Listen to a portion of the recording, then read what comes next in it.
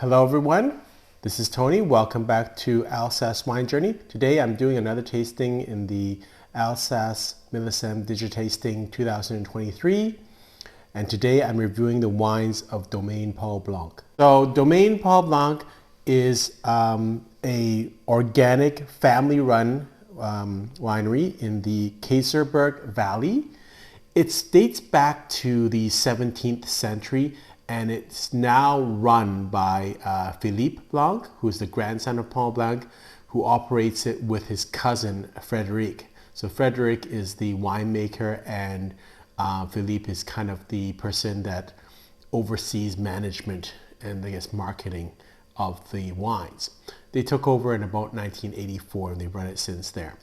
They're a fairly large winery in Alsace standards, about 24 hectares, maybe about 80 something, they say 86 acres on their website. So, and they have a lot of great sites. They have 5 Grand Cru sites and 4 lieux dits sites, which are kind of specialized regions that are not, I guess, Grand Cru, but are also distinctive. They produce about 120,000 bottles a year, which is quite a bit for an Alsace producer. 50% is exported to Europe, 20% to the US, and 10% to Asia. And I guess the remainder would be all other parts of the world. So they export to 42 different countries, and they have 30 different wines. So quite an extensive range of wines, and their Grand Crus are Schlossberg, Furstentum, Sommerberg, Winemaker, Schlossberg, and then they have some crus, which are Altenburg, Patengarten, and Rosenborg. So the first wine we're going to try is from the Grand Cru site of Schlossberg. It's their 2017 Riesling. And Schlossberg has granite soils. It's very stony and dry on the end. This is the tasting note for the wine. Classic granite structure, very long, great aging potential. 6,000 of these bottles were produced. So on the smell, you get some, a little bit of citrusy elements, like a bit of lime, but a lot of stony flintiness in the wine. You can actually smell the gravelliness or stoniness of the wine.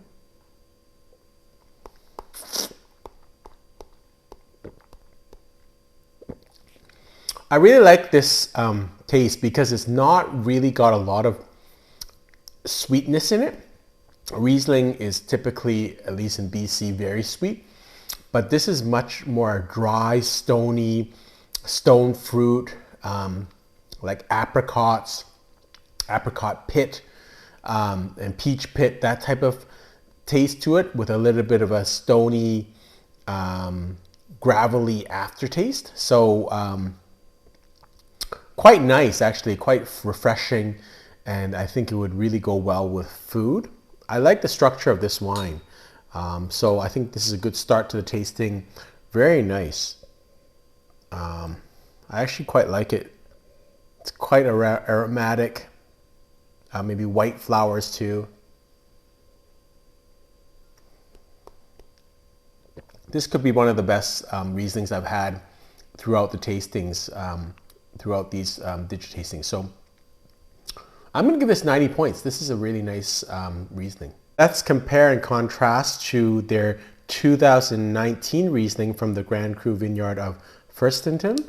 And Furstentum is going to be limestone in soil, so a different terroir and a different vintage. So let's take a look at this and see if we can kind of tell the difference.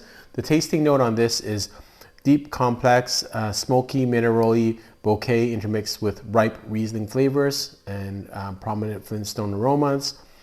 Palate is elegant, highly complex, full of minerals, tension, very concentrated, firmly structured, fine but prominent tannins. Doesn't make a lot of sense on that part of it, but 6,000 bottles. I would actually say the last wine was a little bit more flinty and minerally, quite frankly. This one is more like tropical fruit to me.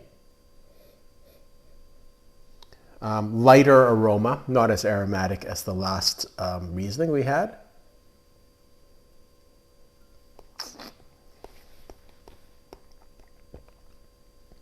Totally different style. This one's a little bit more sweet in terms of the taste. Has a little bit more residual sugar in it, but I like it. It's got that citrusy elements to it. A little bit of stoniness, but not as pronounced as the last wine that we had from the Grand Cru vineyard of Schlossberg. Two different styles, and I think they're both very equally as good. I might give this also a 90 point, but they're totally different in terms of the taste profile. Great choice in terms of showcasing their wines, because this one is much different, and I can tell the difference right away from the Schlossberg. Schlossberg to me is a little bit drier in style, a little bit more stony, stone and kind of flintiness. This one is a little bit more round. It's got a little bit more balanced, I guess, residual sugars. I think it's a little easier drinking wine. I could see this without food, whereas I could see the other wine with mostly a pairing with seafood. But this would be a nice, acceptable starter wine too. But really well-made wines. I like the citrusy aftertaste, the kind of the peel in there. It's a little bit more fruit content in this wine. So again, I'm going to go 90 points on this wine. Next wine is going to be the Gewurztraminer 2016. So it's got a little bit of age on it from the Grand Cru vineyard of Furstentum. So the tasting note on this wine, just look at the color still. It's quite nice and vibrant, in my opinion. Doesn't show a lot of age. A little bit of yellow, kind of like a grain or hay yellow, but still very vibrant color. So the tasting note on this is ideal combination of variety and vintage. Furstentum is offered here with vividity and generous nose of stone fruit and peel.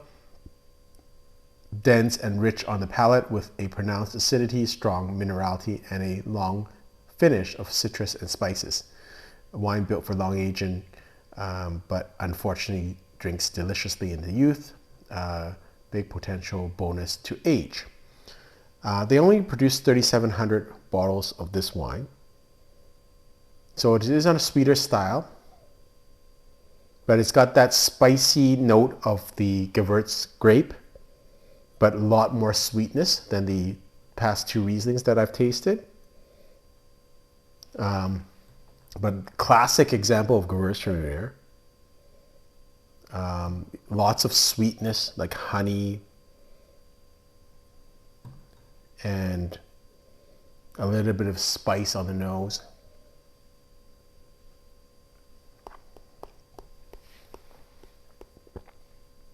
This is really sweet. This is almost like a late harvest type wine. I think compared to the Rieslings, I think it's is not as suited to my palate because the body isn't heavy on this wine. It's quite light and it kind of dies off quite quickly, the taste. Still a nice wine, but I don't like it as much for my palate compared to the Rieslings I tasted. So I'm going to give this at 87 point.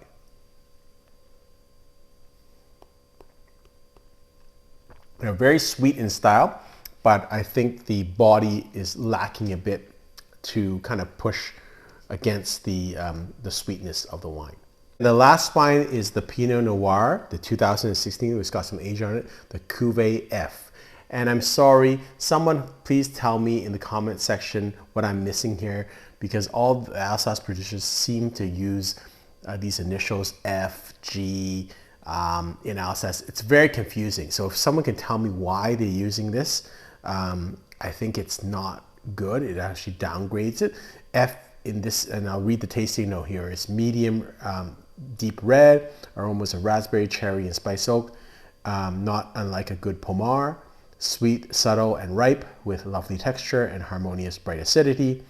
Finishes with fine sweet tannins and excellent length. F is for Furstentum. These are 30-year-old vines planted mainly on Ferrous Marly soils.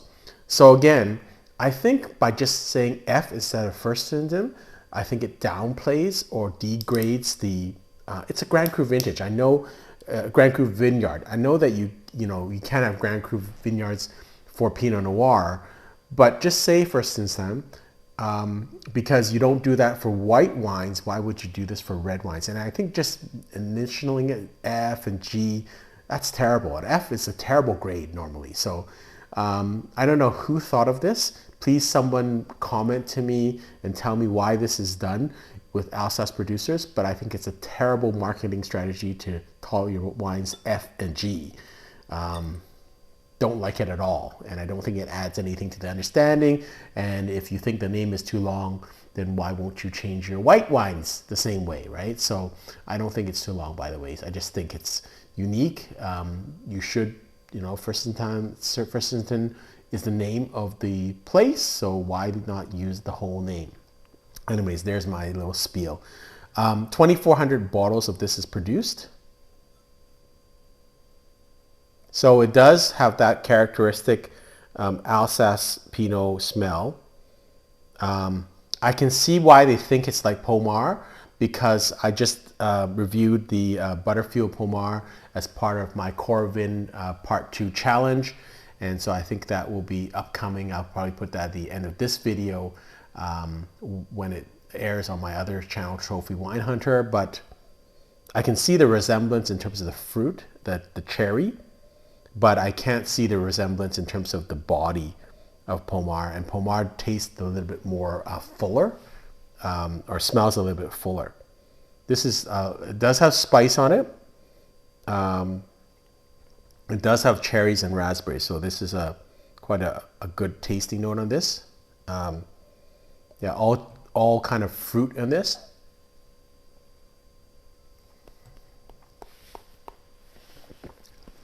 But it doesn't taste like Pommard. Pommard isn't this dry.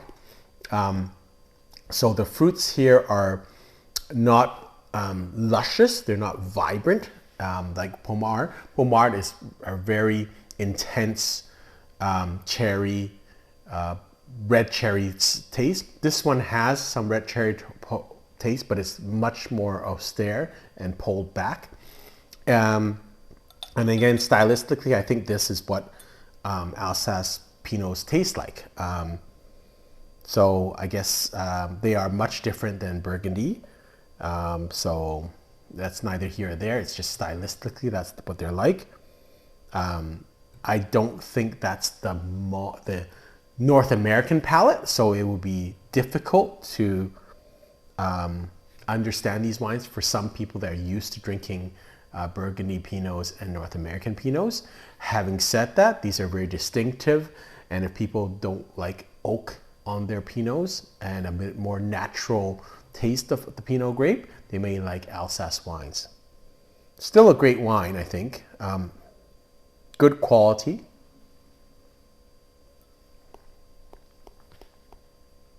I like the intensity of flavor. Good tannin structure, so it's quite nice.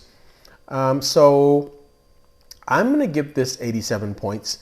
Again, the Pinot Noir from Alsace is not really my taste profile. That's what I've learned. But, I think it's a good wine. So in summary, I actually think I'm very impressed with the wines of Domaine Paul Blanck. I think I prefer his Rieslings. I think they're very good, very easy to understand. I love the variation between the two Grand Cru vineyards of Schlossberg and Furstentum. And so those were, I think, my favorite for this tasting. I hope you enjoyed this video. Until next time, happy drinking.